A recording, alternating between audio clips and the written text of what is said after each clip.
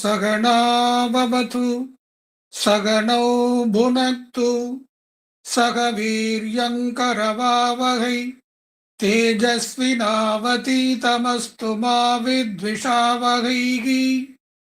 ஓம் சாந்தி சாந்தி சாந்திः. ஹரிஹி ஓம். ஸ்ரீ குருப்யோ நமः. ஹரிஹி ஓம். समस्त जन कल्याणे निरतं करुणामयं नमामि चिन्मयं देवं सद्गुरुं ब्रह्म विद्वरं. பகவான் ஸ்ரீ பிரம்மகிருஷ்ணருடைய அருளாலும் பூஜ்ய குருவே சுவாமி சின்மயானந்தருடைய அனுகிரகத்தாலும் எல்லாம் வல்ல ராமபிரானின் திருவருளாலும் இந்த ராஜபாளையம் முத்தமிழ் சங்கத்தினுடைய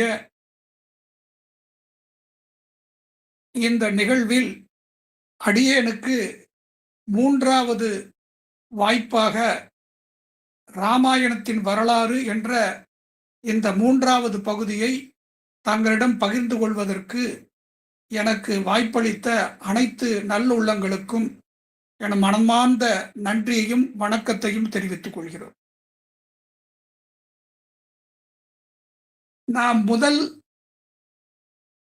சொற்பொழிவில் முதலில் இந்த ராமாயணம் எப்படி யாரால் இந்த பூமியில் இயற்றப்பட்டது, அது எப்படி பரவியது என்பதை நாம் பார்த்தோம்.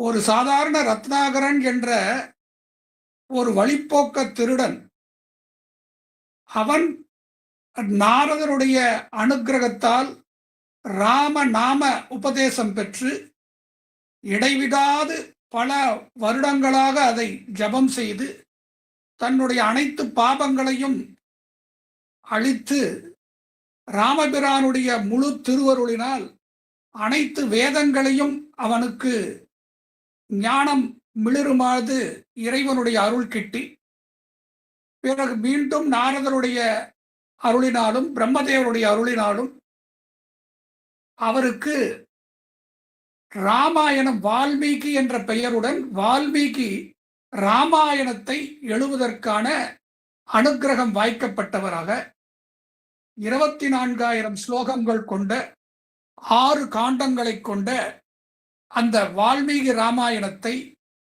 ஆதி காவியத்தை முதலாக அவர் இயற்றினார் என்று பார்த்தோம்.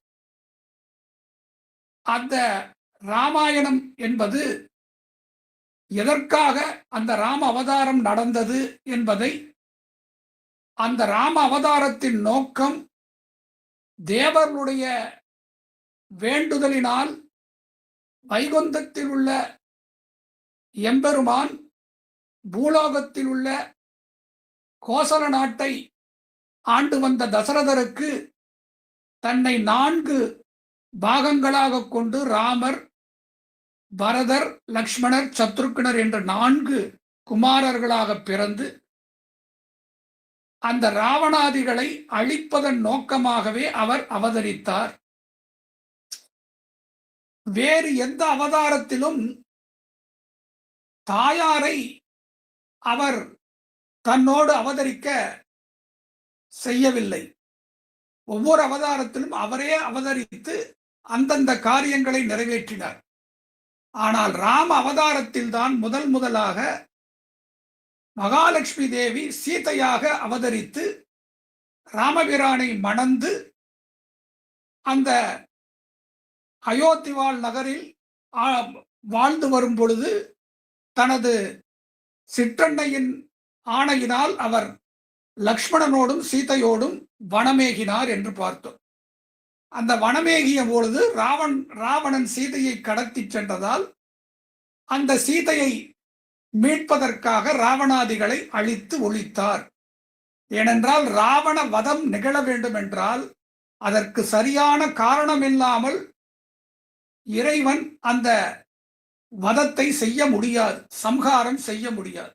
ஆகவே ஒவ்வொரு காரண காரியங்களாக இந்த ராமாயணமானது அந்த ராவண வதத்தை நோக்கி சென்றது என்பதை 2வது பாகத்தில் பாவிக்கம் என்று சொல்லப்படுகின்ற ஒவ்வொரு காண்டத்திலும் அந்த கதையானது ராவண வதத்தை நோக்கி எப்படியெல்லாம் சென்றது என்று கம்பராமாயணத்தில் கம்பர் எப்படியெல்லாம் கூறிக்கொண்டு வருகிறார், அந்த கதையோட்டத்தில் அந்த ராவண வதத்தை நோக்கி எப்படி அந்த கதை செல்கிறது என்பதையெல்லாம் இரண்டாவது பாகத்தில், இரண்டாவது சொற்பொழிவில் நாம் பகிர்ந்து கொண்டோம். இன்று நாம் ராமாயணம் வால்மீகியை ஒட்டி பல ராமாயணங்கள் இந்த பாரத பூமியிலும் பிற நாட்டுகளிலும் எழுதப்பட்டு இன்றும் அவற்றை படித்து கேட்டு பயனுடைகின்ற பல்லாயிரம் மக்கள் இந்த ராமாயணத்தை இன்றும் படித்து வருகின்றனர், கேட்டு வருகின்றனர், அதை பக்தியோடு ஸ்மரிக்கவும் செய்கின்றார்கள். அப்படி தோன்றிய ராமாயணங்களில் மிக மிக முக்கியமாக சொல்லப்படுவது வால்மீகி ராமாயணம், கம்பராமாயணம். அதற்கடுத்து மக்களிடம் மிகவும் புகழ் வாய்ந்ததாகவும் பிரபலமாகவும் இருந்தது துளசி ராமாயணம் என்று பார்க்கிறோம். ஒவ்வொரு மாநிலத்திலும் இந்த ராமாயணம் ஒவ்வொரு மகான்களால் இயற்றப்பட்டு வந்திருக்கிறது. 15ஆம் நூற்றாண்டில் வங்காளத்தில் கிருத்திவாச ராமாயணம் என்ற ஒரு ராமாயணம் எழுதப்பட்டுள்ளது. காஷ்மீரத்தில் பிரகாச ராமாயணம் என்ற ராமாயணம் தோன்றியது. அஸ்ஸாமில் மாதவ கந்தளி ராமாயணம் என்றும், நேபாளத்தில் பானுபக்த ராமாயணம் என்றும், மகாராஷ்டிராவில் ஏகநாதருடைய பாவார்த்த ராமாயணம் என்ற ஒரு ராமாயணத்தை ஏகநாதர் இயற்றியதாக பார்க்கிறோம். ஒரிசா மாநிலத்தில் பலராமதர் ராமாயணம் என்ற ஒரு ராமாயணம் இயற்றப்பட்டது. ஆந்திராவில் ஒரு சாதாரண ஒரு குயவெப்பன் அதுகுழி மொல்ல ராமாயணம் என்ற ஒரு ராமாயணத்தை அவள் இயற்றினார். படிப்பறிவே இல்லாத ஒரு குயவப்பெண் ராமருடைய அனுகிரகத்தால் அந்த ராமாயணத்தை இயற்றதாக பார்க்கிறோம். கர்நாடக மாநிலத்தில் அபினவ பம்பா என்ற ஒருவர் பம்பராமாயணம், தொரவே ராமாயணம் போன்ற ராமாயணங்கள் தோன்றின. மலையாளத்தில் எழுத்தச்சன் ராமாயணம் என்ற ஒரு ராமாயணம் எழுதப்பட்டது, எழுத்தச்சன் என்பவரால். பிறகு அந்த வடமொழியில், இதெல்லாம் அந்தந்த பிராந்திய மொழிகளில் இயற்றப்பட்ட ராமாயணங்கள். வடமொழியிலேயே இயற்றப்பட்ட ராமாயணங்கள் காளிதாசரால் இயற்றப்பட்ட ரகுவம்சம், மேலும் ஆனந்த ராமாயணம், அத்தியாத்ம ராமாயணம், அற்புத ராமாயணம், யோகவாசிஷ்ட ராமாயணம், மந்திர ராமாயணம் போன்ற பல ராமாயணங்கள் தோன்றின என்று பார்க்கிறோம்.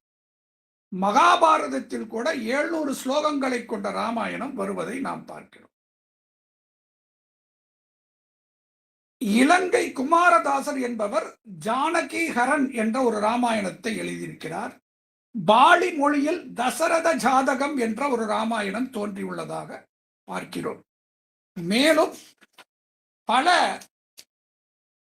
நாடுகளில் Indonesia, Burma, Malaysia, Cambodia, Thailand, Lao, Vietnam, Burma போன்ற பல நாடுகளில் இந்த ராமாயணம் எழுதப்பட்டு அந்தந்த பண்பாடு கலாச்சாரத்துக்கு ஏற்ப அந்த ராமாயணத்தினுடைய சாரத்தை எடுத்துக்கொண்டு அவரவர்களுடைய மனக்கற்பனையோடு அந்தந்த மக்களுடைய புரிதலோடு அந்த கலாச்சாரத்தை பின்பற்றி கதைகள் வெவ்வேறு விதத்தில் மாற்றப்பட்டிருந்தாலும் கதையினுடைய நோக்கம் ஒன்றாகவே இருப்பதைப் போல பல ராமாயணங்கள் தோன்றி இந்த உலகில் நிலவி வருவதை பார்க்கிறோம்.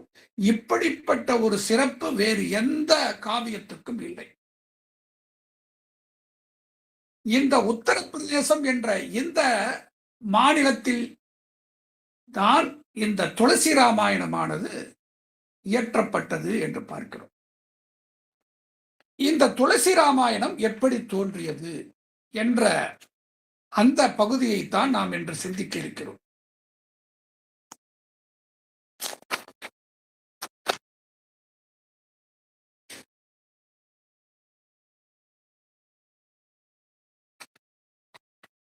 இந்த பாரத பூமியில் 500 ஆண்டுகளுக்கு முன்பாக அலகாபாத் நகருக்கு அருகில் ராஜபூர் என்ற ஒரு கிராமம் இருந்தது.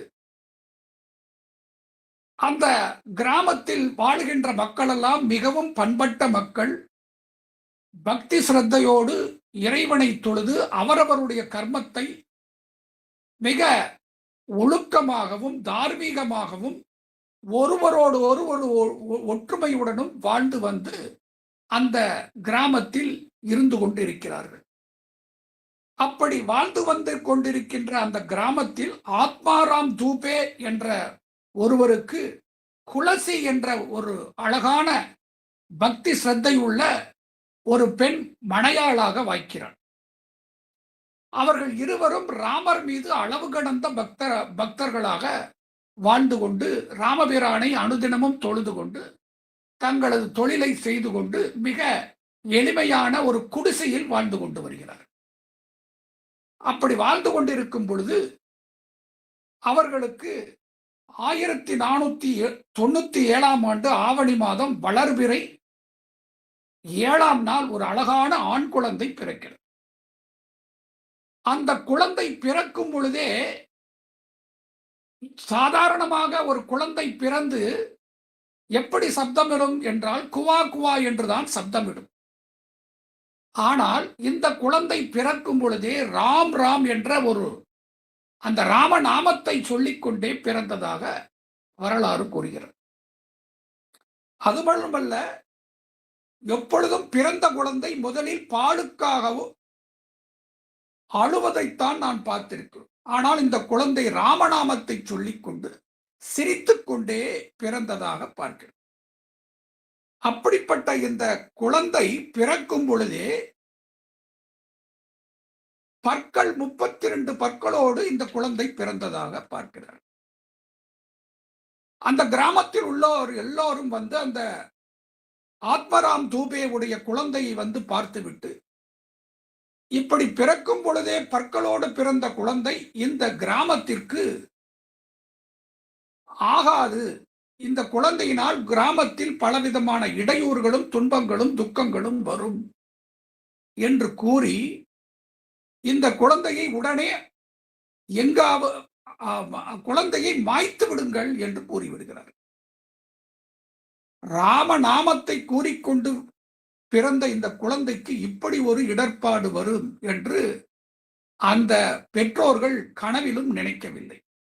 மிக அழகான குழந்தை, ராம பக்தர்கள். அந்த ராம பக்தருடைய குழந்தை ராம நாமத்தை சொல்லுகிறது என்றால் இதைவிட பெரிய பாக்கியம் என்ன இருக்கிறது? ஆனால் இந்த கிராமத்து மக்கள் எல்லாம் அந்த குழந்தையை அழித்து விடுமாறு வற்புறுத்துகிறார்கள்.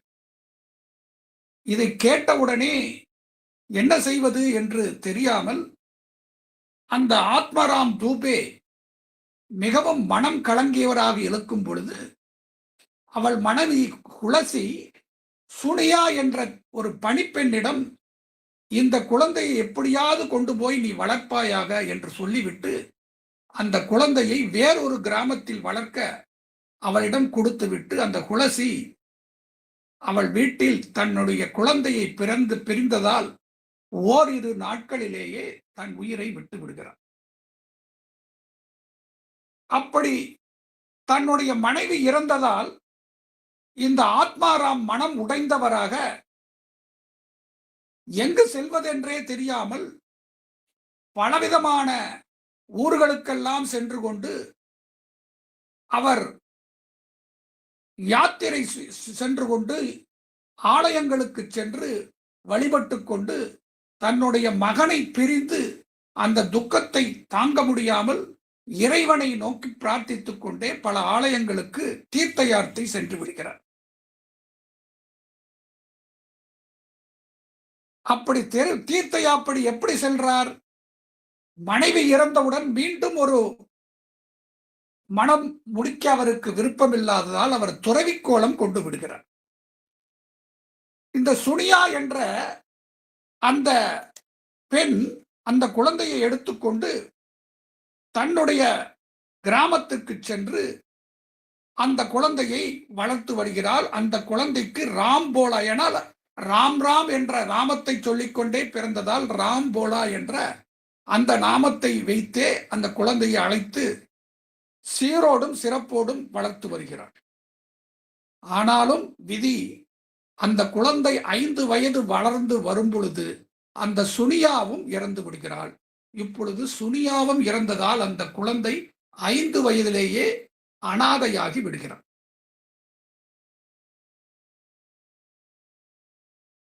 இப்பொழுது அந்த கிராமத்தில் உள்ள மக்களுக்கெல்லாம் இந்த குழந்தைக்கு பிறந்ததிலே பல் வளர்ந்தது என்ற விவரம் எல்லாம் தெரியாது. அதனால் அந்த கிராமத்தில் உள்ள குழந்தை மக்கள் எல்லோரும் சேர்ந்து தன் குழந்தையைப் போல அந்த ராம்போலாவை வளர்த்து வருகிறார்கள்.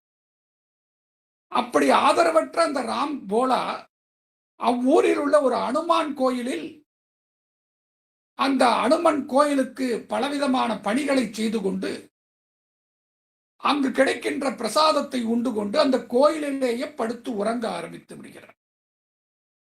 அந்த கோயிலில் இருக்கின்ற அந்த அனுமனுடைய வஸ்திரத்தையே அணிந்து கொண்டு அந்த அனுமனுடைய கோயில் திருப்பணிகளை செய்து கொண்டு பிரசாதத்தை உண்டு கொண்டு அங்கேயே இருந்து கொண்டு இருக்கிறார். அந்த கோயில் உள்ள அந்த காலத்தில் அர்ச்சகர் இந்த காலத்தை போல பிஸியா எல்லாம் இருக்க மாட்டாங்க. போனோமா, அபிஷேகம் பண்ணோமா, மலமல்னு 4 பேர் வந்தாங்களா, அர்ச்சனை பண்ணோமா, தட்டுல ஏதாவது காணிக்கை விழுந்ததா உடனே பூட்டிட்டு கோயிலை பூட்டிட்டு போற மாதிரி எல்லாம் அந்த காலத்துல அர்ச்சகர்கள் இல்லை. அங்க மிகவும் பக்தி ஸ்ரத்தையோடு அந்த தேவதையை அபிஷேகம் செய்து நெய்வேத்தியம் செய்து ஆரத்தி காட்டி அங்க பல பாராயணங்கள், வால்மீகி ராமாயணம் போன்ற பாராயணங்களை செய்து கொண்டு அந்த அர்ச்சகர் காலையிலிருந்து இரவு வரை அந்த கோயிலேயே இருப்பார். அப்படி இருப்பதால் அந்த அர்ச்சகரிடமே இந்த ராம்போலா பலவிதமான நூல்களை எல்லாம் காதால் கேட்டுக்கொண்டே இருக்கிறார். அப்படி காதால் கேட்டுக்கொண்டே இருப்பதால் அவருக்கு அந்த ராமரிடம் பக்தி வளர்ந்து கொண்டே இருக்கிறது. அப்படி இருக்கும் பொழுது ராஜாப்பூர் என்ற ஒரு ஊரிலிருந்து அவருடைய தந்தை ஆத்மாராம் எப்படியோ தேடி வந்து தனது மகன் ராம்போலாவை பார்த்து விடுகிறார். தன் மகன் அந்த அனுமன் கோயிலில் மிகவும் ஸ்ரத்தையோடு பணிகள் செய்து கொண்டு வளர்ந்து வருகிறான் என்பதில் அவருக்கு ஒரு ஆத்ம திருப்தி. பார்த்துவிட்டு அந்த குழந்தைக்கு ஆசீர்வதித்து விட்டு மீண்டும் அவர் துறவி என்பதால் அவர் எந்த விதமான பந்தம் இல்லாதவர், அவர் பாட்டு போயிடுறார். அப்பொழுது அந்த ஊருக்கு அருகே ராமகிரி என்ற ஒரு ஊர் இருக்கிறது. அந்த ராமகிரியில் நரகரி ஆனந்தர் என்ற ஒரு ராம பக்தர் ஒருவர் வாழ்ந்து வந்தார். அவர் தினந்தோறும் வால்மீகி ராமாயணம் முழுமையையும் பாராயணம் செய்துவிட்டு தான் அவர் உணவருந்துவர். உணவருந்து விட்டு மீண்டும் வால்மீகி ராமாயணத்தை பாராயணம் செய்ய அமர்ந்து விடுவார். இப்படி அந்த வால்மீகி ராமாயணத்திலேயே மூழ்கி மூழ்கி மூழ்கி இருந்தவர் வயதின் காரணமாக, கண் தெரியாத காரணமாக, நாம் சப்தமாக சொல்ல முடியாத ஒரு முதுமையை அடைந்ததால் அந்த ராமாயணத்தை காதிலாவது கேட்கலாமே, யாராவது ராமாயணம் படித்தால் என்று அவருக்கு ஒரு ஆர்வம் வருகிறது. அப்பொழுது இந்த அருகில் உள்ள ஊரில் உள்ள அனுமன் கோயிலில் ஒரு பையன் ராம்போலா என்ற ஒருவன் இருக்கிறான். அவனை வேண்டால் அழைத்து உங்களுக்கு ராமாயணத்தை சொல்லச் செய்யலாம் என்று அந்த பையனை அழைத்து வந்தால் அவன் கூறுகிறான், எனக்கு யஜ்ஞோபவீதம் செய்வித்து எனக்கு முறைப்பிரகாரம் இந்த ராமாயணத்தை எனக்கு கற்பித்தால் நான் அந்த ராமாயணத்தை சொல்லுகிறேன் என்று கூறினான்.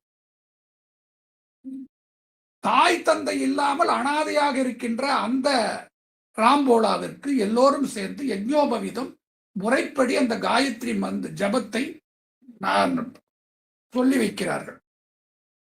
அந்த ராம்போலா அந்த காயத்ரி மந்திரத்தை உபநயனம் செய்ததால் 10,000 முறை, அந்த ஒரு நாளைக்கு 10,000 முறை அந்த காயத்ரி ஜபத்தை அவன் செய்து வருகிறான்.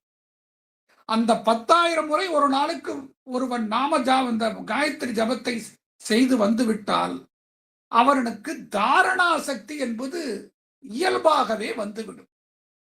அதற்கு எப்படி ஒரு உதாரணம் என்றால், இப்படி 6 மாத காலம் அந்த காயத்ரி ஜபத்தை செய்த பிற்பாடு அவனுக்கு இந்த வால்மீகி ராமாயணத்தை ஒருவர் படித்து காட்டுகிறார்.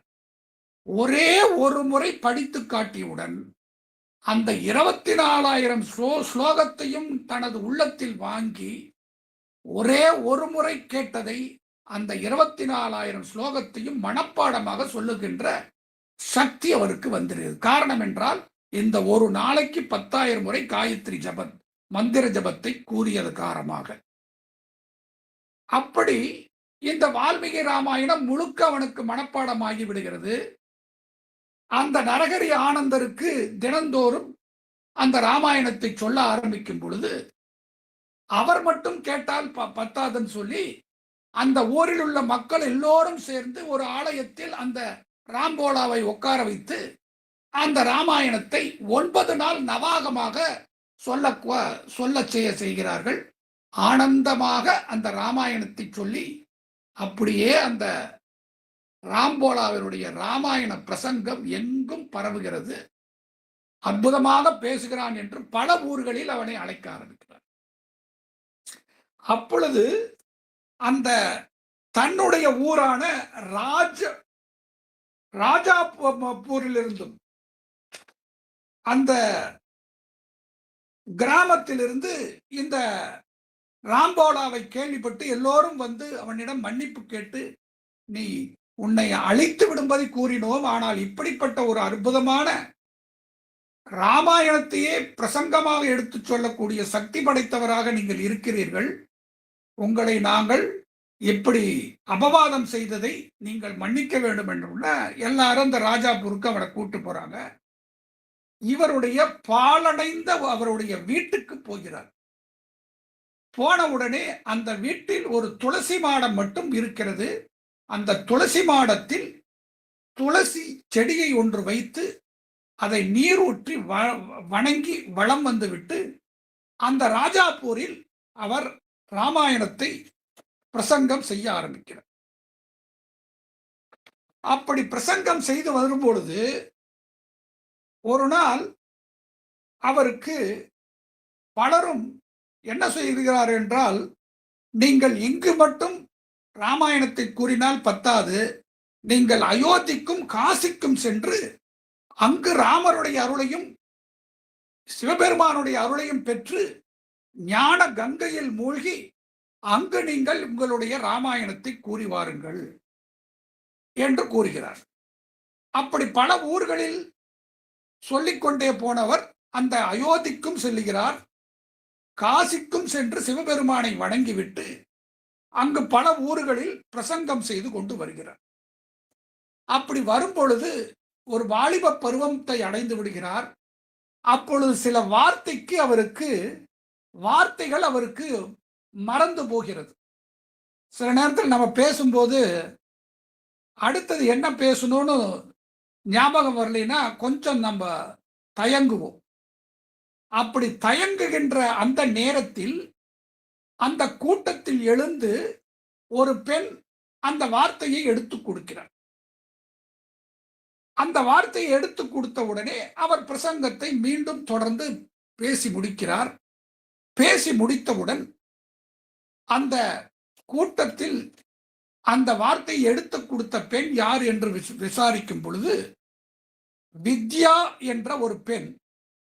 அந்த வித்யா என்ற பெண் இப்படி தந்தையோடு வந்து தன்னுடைய பிரசங்கத்தில் அந்த வார்த்தையை எடுத்து கொடுத்ததனால் அந்த வித்யா என்ற ஞானம் மிகுந்த அந்த பெண்ணை பார்த்தவுடன் அந்த பெண்ணினுடைய அழகும் அடக்கமும் பணிவும் அவருக்கு மனதில் மிகவும் ரம்யமான ஒரு தோற்றத்தை கண்டவுடன் அந்த அந்த வித்யா என்ற அந்த பெண்ணுடைய தந்தை தன்னுடைய குருவாக ஏற்றுக்கொண்ட இந்த ராம்போலா என்ற துளசிதாசருக்கு, ஏனென்றால் அந்த துளசிதாசர் என்ற பெயர் இப்பொழுதுதான் அவருக்கு ஏற்படுகிறது.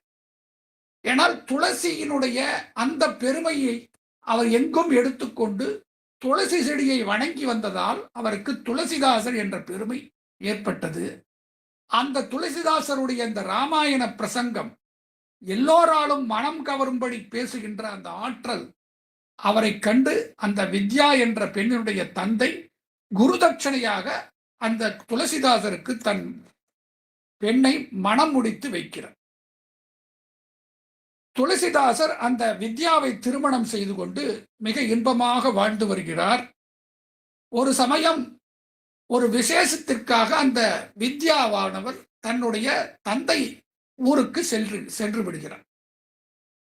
அப்படி சென்றவளை ஒரு 3 நாள் வருவதற்கு ஆகும் என்றவுடன் இந்த துளசிதாசர் அந்த வித்யா மீது அளவற்ற பிரேமையும் காதலும் கொண்டவராக இருந்ததால் அவளுடைய பிரிவை தாங்க முடியாமல் அந்த வித்யாவை காண வேண்டும் என்று அவளுடைய ஊரை அடைந்து அவளுடைய வீட்டுக்கு சென்று அவளை அழைத்து வர வேண்டும் என்று ஒரு நாள் இரவு செல்கிறார்.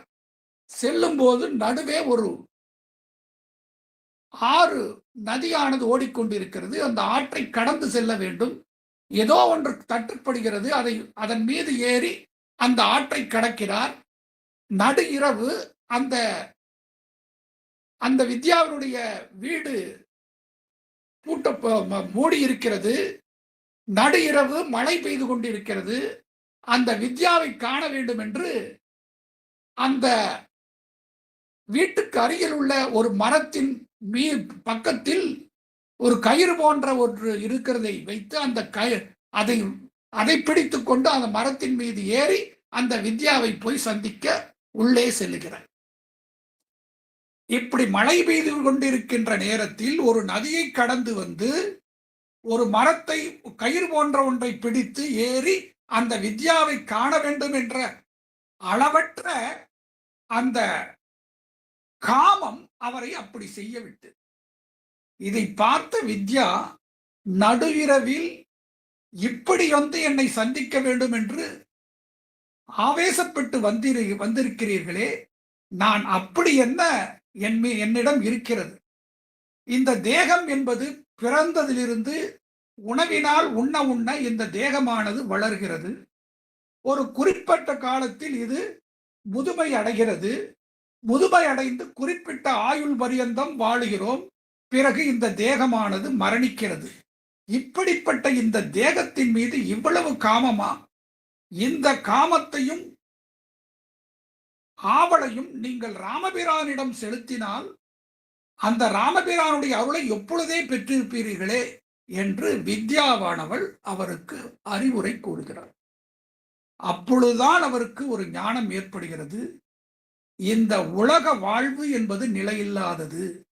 இந்த நிலையில்லாத வாழ்வில் நாம் காணுகின்ற காட்சியெல்லாம் உண்மை என்று எண்ணிக்கொண்டு அவற்றின் மீது அளவற்ற பாசமும் காமமும் காதலும் ஆசையும் கொண்டு இவற்றை அடைய வேண்டும் என்ற அளப்பற்ற இந்த காம பசியானது என்னை இப்படி துரத்தி கொண்டு வந்து விட்டதே என்று அவர் மிகவும் வெட்கமடைகிறார்.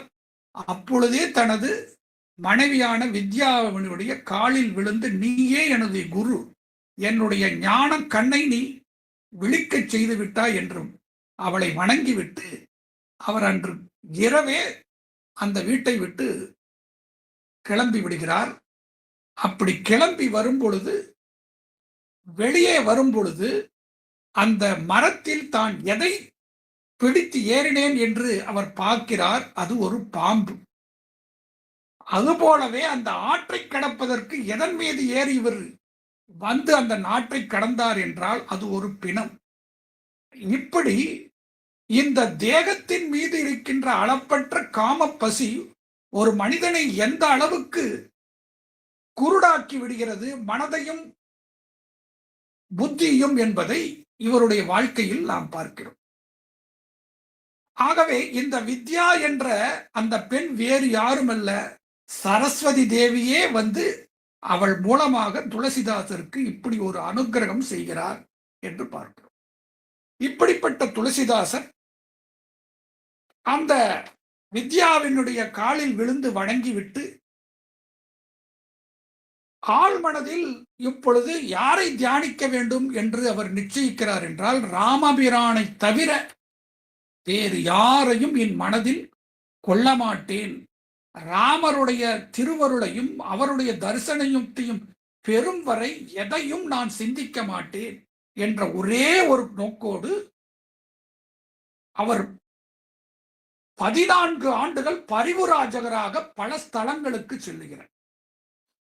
பல ஸ்தலங்களுக்கும் சென்று கொண்டே வரும்பொழுது ஒவ்வொரு ஸ்தலத்திலும் ராமபிரானுடைய அந்த அனுக்கிரகத்தை பெற வேண்டும் என்று ஏங்கி ஏங்கி தவித்து தவித்து ராமபிரானை தினந்தோறும் பல லட்சங்கள் ஜபம் செய்து வால்மீகி ராமாயணத்தையும் பாராயணம் செய்து கொண்டு 14 ஆண்டுகள் இடைவிடாத அந்த தவத்தை மேற்கொண்டு போகிறார். இறுதியில் அவர் காசிக்கு வருகிறார்.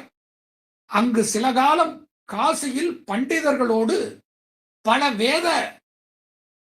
வேதாங்கங்களையும் பலவிதமான நூல்களையும் அங்கு அவர்களோடு சேர்ந்து கற்று அவற்றையெல்லாம் ஆராய்ச்சி செய்கிறார்.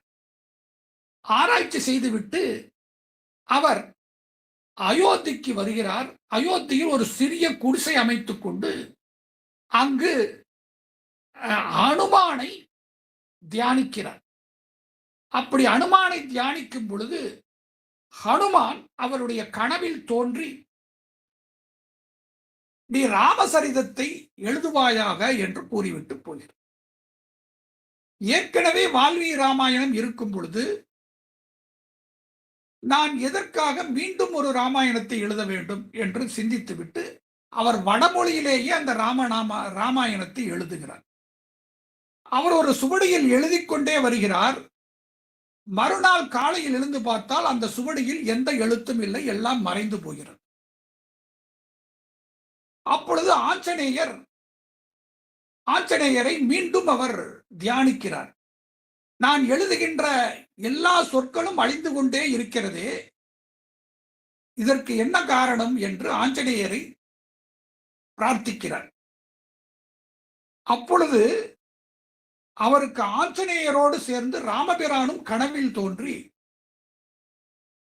ஏற்கனவே வால்மீகி ராமாயணம் வடமொழியில் எழுதப்பட்டு விட்டது, பிறகு அற்புத ராமாயணம், ரகுவம்சம், ஆனந்த ராமாயணம், யோக வாசிஷ்ட ராமாயணம், அத்தியாத்ம ராமாயணம் போன்ற பல ராமாயணங்கள் வடமொழியில் ஏற்கனவே இருக்கிறது.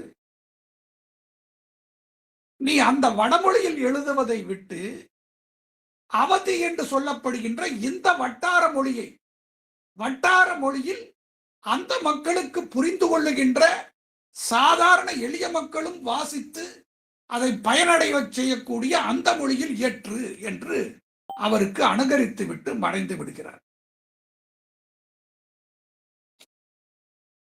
1574 ஆண்டு அந்த அவதி மொழியில் 2 ஆண்டுகள் 7 மாதங்கள் 26 நாட்களில் இந்த ராமச்சரித மானசம் என்ற அற்புதமான காவியத்தை எழுதி முடிக்கிறார்.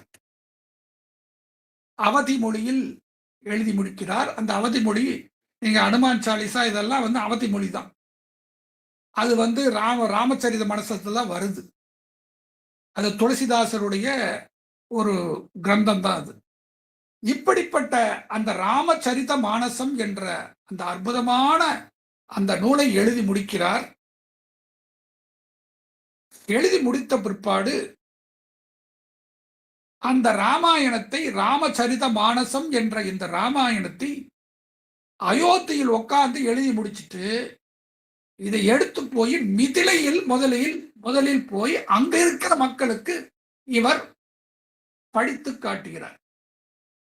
அங்க இருக்கிற மக்கள் தான் முதலில் மிதிலை வாழ் மக்கள் தான் முதலில் இந்த ராமச்சரித மானசத்தை கேட்கிறார்கள்.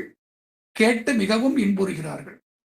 ஆனால் இது முறைப்படியாக அரங்கேற்றம் ஆகிறதா என்றால் அது முறைப்பிரகாரம் பண்டிதர்கள் எல்லாம் அதை ஏற்றுக்கொண்டால் தான் ஒரு நூலானது அங்கீகரிக்கப்பட்டதாக அர்த்தம். பண்டிதர்கள் எங்க இருக்கிறார்கள்? காசியில் தான் இருக்கிறார்கள். ஆகவே இவர் காசிக்கு அந்த ராமச்சரித மானசம் என்ற அந்த நூலை எடுத்துக்கொண்டு போய் அங்கு பண்டிதரிடம் இதை காட்டுகிறார். பண்டிதர் எல்லாம் படித்துவிட்டு, இது என்ன ராமாயணம், எப்படிப்பட்ட ஒரு அற்புதமான காவியம், அதை இப்படி அவதி என்ற ஒரு சாதாரண பாமர மக்கள் படிக்கின்ற இந்த மொழியில் யாராவது இயற்றுவார்களா? இப்படியா ராமாயணத்தை நீ கேவலம் செய்வது? இதை நாங்கள் ஏற்றுக்கொள்ள மாட்டோம் என்று அந்த ராமாயணத்தை கங்கையில் தூக்கி வீசி விடுகிறார். அப்பொழுது காசி விஸ்வநாதரையும் ராமபிரானையும் வணங்கி துளசிதாசர் அந்த கங்கைக்கரையில் அப்படியே கண்ணீர் பெருக ராமபிரானை வேண்டுகிறார். ராமபிரானே, உன்னுடைய ஆக்கியினால் எழுதிய இந்த 2.5 வருடம் காலம் எழுதிய இந்த நூலானது பாமர மக்களெல்லாம் படித்து பயனற வேண்டும் என்று நான் என்னுடைய எண்ணம் ஈடேறவில்லையே. இந்த கங்காதேவியின் மடியில் இந்த ராமாயணம் போய் அவளுடைய அனுக்கிரகத்தை பெறுவதற்காக விழுந்து விட்டதா? நான் இனி என்ன செய்வேன்? என்னுடைய இந்த முயற்சியெல்லாம் வீணாகி விட்டதோ என்று ராமபிரானையும் காசி விஸ்வநாதரையும் வேண்டுகிறார். அப்பொழுது அந்த கங்காதேவியே அந்த சுவடிகளை எல்லாம் எடுத்துக்கொண்டு வந்து துளசிதாசரிடம் அளித்து, மகனே, நீ வருந்தாதே, இந்த ராமாயணம் உலகெங்கும் பரவும்.